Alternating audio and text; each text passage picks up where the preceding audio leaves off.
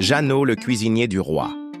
Au cours d'un repas qu'il partageait avec la reine, le roi Christophe racontait qu'il faisait très froid sur le mont Laferrière, où il était allé ce matin-là superviser la construction de sa citadelle. « Il n'y fait pas froid du tout, mon roi », dit Jeannot le cuisinier, en s'immisçant tout de go dans la conversation. « Pourtant, si un homme reste là-haut toute la nuit, sans vêtements ou sans aucune source de chaleur, il mourra de froid, » affirma le roi. « Oh non, car il n'y fait vraiment pas froid, » insista Jeannot. « Mais qui es-tu pour tenir ainsi tête à ton roi?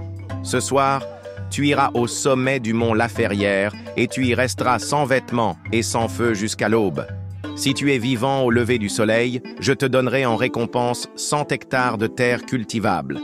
Mais si tu meurs, et c'est ce qui t'attend, on inscrira sur ta tombe « Sigy l'idiot qui a tenu tête au roi Christophe ». Le soir même, 2 gardes accompagnèrent Jeannot au mont Laferrière et l'amenèrent jusqu'à la tour la plus élevée de la citadelle. Jeannot ôta prestement ses vêtements en s'exclamant « Vous voyez qu'il ne fait pas du tout froid ». Jeannot se prit à grelotter dès que le soleil se coucha, que le vent souffla et qu'un épais brouillard s'abattit sur la citadelle. « Pourquoi trembles-tu donc » lui demandèrent les gardes.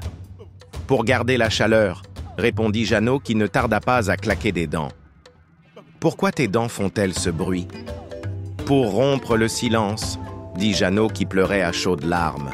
« Pourquoi pleures-tu donc ?»« Je pleure la mort de ma mère, » chuchota Jeannot en se tapant les côtes.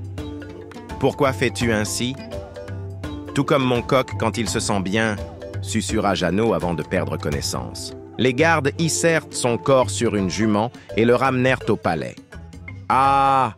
fit le roi. « Voilà mon stupide cuisinier mort, comme je m'y attendais. »« Pas mort du tout, » dit Jeannot en ouvrant les yeux. « Je me reposais.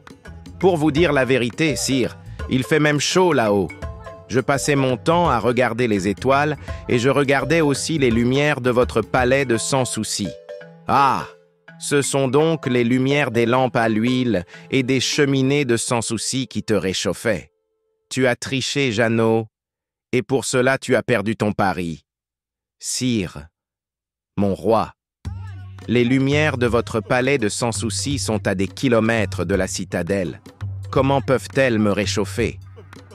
N'insiste pas, fit le roi. Tu n'as pas suivi les consignes. Tu n'auras pas tes 100 hectares de terre.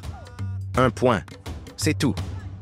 Ce soir-là, la roi et la reine se mirent à table dans la grande salle à manger du palais de Sans Souci.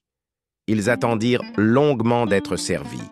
1 fois, 2 fois et encore une autre fois, Jeannot fit savoir au roi et à la reine que le dîner n'était pas prêt. De guerre lasse, le roi lui-même se rendit aux cuisines et, à sa grande stupeur, découvrit que la poêle qui contenait la nourriture à cuire se trouvait à une extrémité de la pièce et que le feu de charbon se trouvait à l'autre extrémité. Qu'est-ce que c'est que cette idiotie? Comment la nourriture peut-elle cuire si elle n'est pas sur le feu, Jeannot? Patience, mon roi. La poêle n'est pas bien loin du feu. 6 mois depuis la citadelle, j'ai pu me réchauffer grâce aux lumières du palais de Sans Souci. C'est certain que les aliments cuiront à proximité du feu.